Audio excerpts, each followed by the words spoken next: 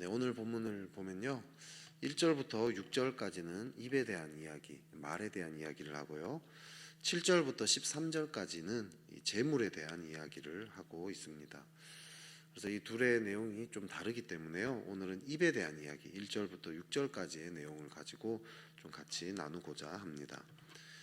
잠언에는 이 말에 대한, 입에 대한 이야기를 다루는 내용이 참 많이 있습니다. 잠언을 읽어보면 아시겠지만요. 한 장 안에도 몇 번씩이나 말이나 입에 대해서 입술 이런 거에 대한 이야기들이 계속 나옵니다. 이렇게 많은 분량을 다룬다라는 것은 무슨 뜻이겠습니까? 이 말이라는 게 그만큼 중요하다라는 뜻이겠습니다. 말이 왜 이렇게 중요합니까? 말이 중요한 첫 번째 이유는 능력이 있기 때문입니다. 말은 그냥 이 말을 하는 걸로 끝나는 게 아니라 허공으로 그냥 사라지는 것이 아니라 실제로 능력이 나타난다라는 거죠. 우리 오늘 본문의 2절, 3절을 한번 읽어볼까요? 같이 한번 2절, 3절 읽어보겠습니다. 시작. 사람은 입의 열매로 인하여 복록을 누리거니와 마음이 괴사한 자는 강포를 당하느니라. 입을 지키는 자는 자기의 생명을 보전하나 입술을 크게 벌리는 자에게는 멸망이 오느니라. 아멘. 입의 열매로 복록을 누리기도 하지만 반면에 또 이 강포를 당하기도 한다라고 얘기합니다. 또 이렇게 생명을 보전하기도 하지만 입을 지키면 또 반대로 멸망이 온다, 멸망을 초래할 수도 있다라고 이야기합니다. 우리 속담에도 뭐 말 한마디에 천냥빚을 갚는다 이런 속담이 있죠. 말 한번 잘하는 것으로 큰 이익을 얻을 수도 있고, 반면 말 실수 한번 하면 돌이킬 수 없는 그런 어려운 일이 벌어질 수도 있다는 거죠. 한때 이 유튜브에서요 좀 유명하게 퍼졌던 동영상이 하나 있습니다. 말의 힘이라는 동영상인데요. 아마 다들 보신 분들도 아마 계시지 않을까 싶습니다. 유리병에 밥을 이렇게 다 된 밥을 이렇게 집어 넣습니다. 그리고 한 병에는 고맙습니다를 이렇게 써서 붙여 놓고요. 또 다른 한 병에는 짜증나를 써서 붙여 놓습니다. 그리고 이렇게 고맙습니다를 붙인 병에는 하루 종일 이렇게 좋은 말을 들려주라. 이렇게 한 달 동안 생각날 때마다 이제 여기 좋은 말을 들려주라고 합니다. 그래서 고맙습니다, 감사합니다, 뭐 사랑해, 너무 예쁘다, 막 이런 말들을 이제 그 병에 대고 계속 하는 거죠. 반면에 짜증나가 써 있는 그 붙여 있는 병에는 너무 미워, 짜증나, 저리 가, 싫어, 뭐 이런 식의 이야기를 계속 이제 하라고 합니다. 그렇게 한 달이 지나갑니다. 그랬더니 고맙습니다가 쓰여 있던 병에는 밥이 이렇게 하얗고 뽀얀 곰팡이가 생깁니다. 냄새도 구수한 누룩 냄새가 납니다. 반면에 이 짜증나 병에 있던 밥은요 검은 색깔, 보기 싫은 어떤 그런 곰팡이가 생기고요, 썩어서 냄새도 아주 혐오스러운 그런 냄새가 나게 됩니다.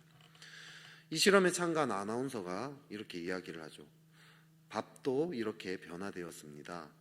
이것이 밥이 아니라 사람, 가족, 친구들이라면 어떻게 될까요? 이렇게 이야기를 합니다. 이 말을 사실 못 알아듣지 않습니까? 무생물이 아니니까 밥은. 네. 그런데도 그 말을 계속 들었더니 이런 변화가 일어났죠. 그럼 말을 알아듣는 사람에게는 어떤 변화가 일어나겠습니까? 오늘 말씀대로 생명이냐 멸망이냐가 이 말에 달려 있다라는 거죠. 실제로 말 때문에 많은 사람들이 죽기까지 하지 않습니까? 말이 중요하다는 것을 그냥 강조하기 위해서 생명이다, 멸망이다 이렇게 이야기하는 게 아니라요, 실제로 그런 일이 일어나기 때문에 그렇게 이야기하는 거죠. 그러면 한낱 말이 어떻게 해서 이런 능력을 가지고 있을까요? 그 이유가 무엇입니까? 하나님이 그렇게 하셨기 때문입니다. 하나님이 말씀으로 이 땅을 창조했다라고 얘기합니다. 하나님이 이르시되 빛이 있으라 하시니 빛이 있었다라고 이야기합니다. 다른 번역본을 보면요, 하나님이 이르시되를 하나님이 말씀하시기를 이라고 명확하게 번역하고 있습니다. 하나님의 말씀은 없는 것도 있게 할 정도로 어마어마한 능력이 있다는 거죠. 말씀하시면 그 말씀이 그대로 실행이 되었다라고 얘기합니다.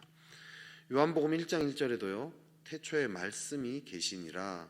이 말씀이 하나님과 함께 계셨으니 이 말씀은 곧 하나님이시니라 하면서요. 3절에 만물이 그로 말미암아 지은 바 되었으니 지은 것이 하나도 그가 없이는 된 것이 없느니라 라고 얘기합니다. 이 말씀이 곧 하나님이고 만물은 이 말씀으로 말미암아 지음 받았다라는 거죠. 인간은요 하나님의 형상대로 지음 받았다라고 얘기합니다. 그렇기 때문에 인간의 말에도요 하나님의 그 말씀처럼 인간의 말에도 그런 능력이 있다라는 거죠. 이 말에 죽고 사는 것이 달려 있습니다. 그만큼 어마어마한 능력을 가지고 있다는 거죠. 그래서 야고보 사도는 입에 재갈을 물려야 한다. 그래서 단속을 해야 한다. 이렇게 표현을 합니다.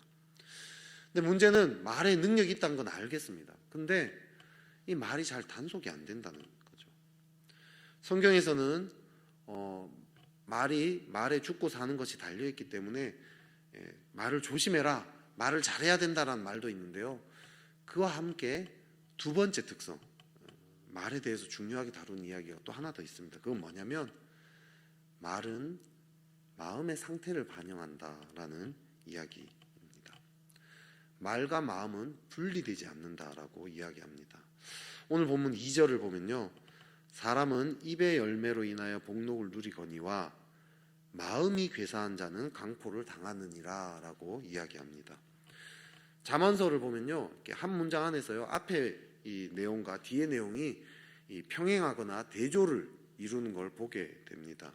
그래서 오늘 보면 1절만 받아요. 지혜로운 아들은 아비의 훈계를 들으나 거만한 자는 꾸지람을 즐겨 듣지 아니하느니라 하면서 이렇게 지혜로운 아들과 거만한 자를 대조하고 있습니다. 그럼 2절에서도요. 입의 열매를 이야기했다라면 뒤에는 입이 괴사한 자는 강포를 당한다 표현해야 되는데 입이 괴사하다고 하지 않고 마음이 괴사한 자라고 표현하고 있습니다. 입과 마음을 지금 동급으로 취급하고 있다는 거 알 수 있죠. 잠언 16장 23절에도요. 지혜로운 자의 마음은 그의 입을 슬기롭게 하고 또 그의 입술에 지식을 더하느니라 이렇게 이야기하면서 지혜로운 자의 마음이 입을 슬기롭게 한다라고 얘기합니다. 이 마음과 입을 계속 분리하지 않고 있습니다. 잠언 12장 23절에도요. 슬기로운 자는 지식을 감추어도 미련한 자의 마음은 미련한 것을 전파하느니라. 이 미련한 자의 마음이 미련한 것을 전파한다라고 표현합니다. 계속 그 성경을 보면요. 마음과 입이 함께 간다라는 것을 이야기하고 있습니다. 그걸 거의 전제로 이미 깔고 있다는 거죠.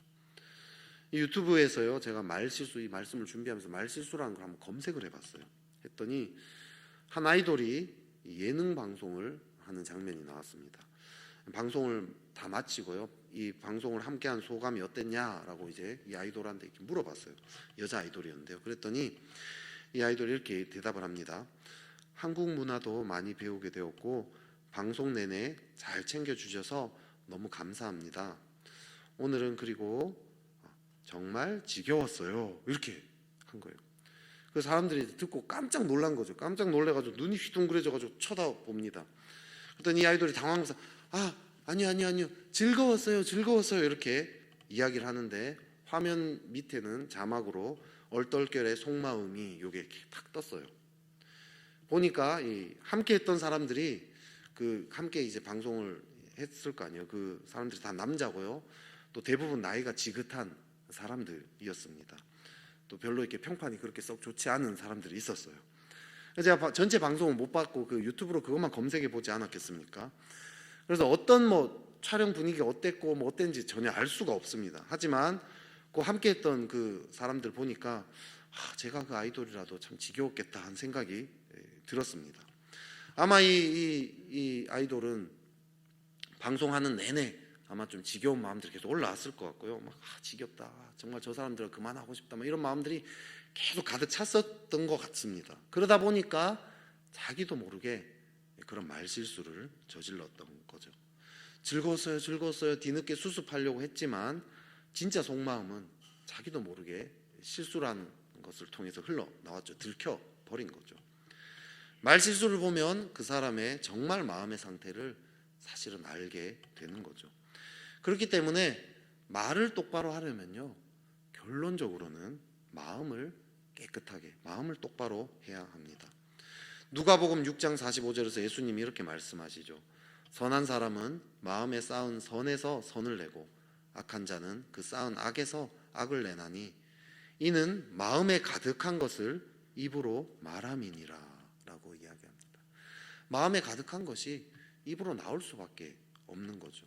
그렇기 때문에 우리는 마음을 깨끗하게 해야 합니다. 하지만 마음을 깨끗하게 하는 게 쉽습니까? 네, 쉽지 않죠. 그래서 많은 사람들이요, 마음을 깨끗하게 하지 않고요, 편법을 씁니다. 우리 5절 같이 한번, 오늘 본문의 5절 한번 읽어볼까요? 시작. 의인은 거짓말을 미워하나 악인은 행위가 흉악하여 부끄러운 데에 이르느니라. 거짓말을 하는 거죠. 네이버 국어사전을 보면요, 사실이 아닌 것을 사실인 것처럼 꾸며대어 말을 함 또는 그런 말, 이게 거짓말입니다. 마치 그 앞에 그 아이돌처럼요, 사실은 마음은 너무 지겨웠는데 즐거웠어요 이렇게 말하려고 하는 거죠. 거짓말이요, 마음을 깨끗하게 하는 것보다 훨씬 더 쉽고 더 빠릅니다. 마음을 깨끗하게 하는 건 참 좋은 일이고 선한 일인 거 아는데 어려운 일이죠. 또 피곤한 일입니다. 마음은 한번 청소한다고 계속 깨끗해지는 게 아닙니다. 집도 이렇게 아침에 청소하면 또 저녁 되면 또 어지러워져 있지 않습니까? 우리 마음도 매일매일 청소해야 깨끗함을 유지할 수 있습니다. 아니면 나도 모르는 사이에 더럽혀져 있는 거죠. 그런데 거짓말은 어떻습니까? 쉽고 빠릅니다. 노력하지 않아도 됩니다. 얼마나 좋습니까? 만약에 이 거짓말이 계속해서 능력을 발휘할 수 있다면 마음을 깨끗하게 하기보다는 그냥 거짓말하는 게 더 좋지 않겠습니까? 그런데 성경은 거짓말은 결국은 드러나게 마련이라고 이야기합니다. 사람은 자기의 마음을 숨길 수가 없습니다. 결국은 드러나게 마련이죠. 들키지 않는 거짓말은 없습니다. 잠언 26장 25, 26절에서 이렇게 이야기합니다. 그 말이 좋을지라도 믿지 말 것은 그 마음에 7가지 가증한 것이 있음이니라. 속임으로 그 미움을 감출지라도 그의 악이 회중 앞에 드러나리라 라고 이야기합니다. 속임으로 감춘다 할지라도 결국 그의 악이 회중 앞에 드러난다 라고 성경은 이야기합니다. 잠언 12장 19절에서도 이렇게 얘기하죠. 진실한 입술은 영원히 보존되거니와 거짓 혀는 잠시 동안만 있을 뿐이니라. 마음을 진실하게 한 건 영원하지만 거짓말만 하는 그 거짓 혀는 잠시 동안만이라는 거죠. 이 성경에서요, 이 잠언에서요, 결국 이 마음은 들통나게 마련이다라는 이야기를 계속해서, 거짓말은 결국 들통나게 마련이라는 이야기를 계속해서 반복합니다. 너무나 강조하고 있습니다.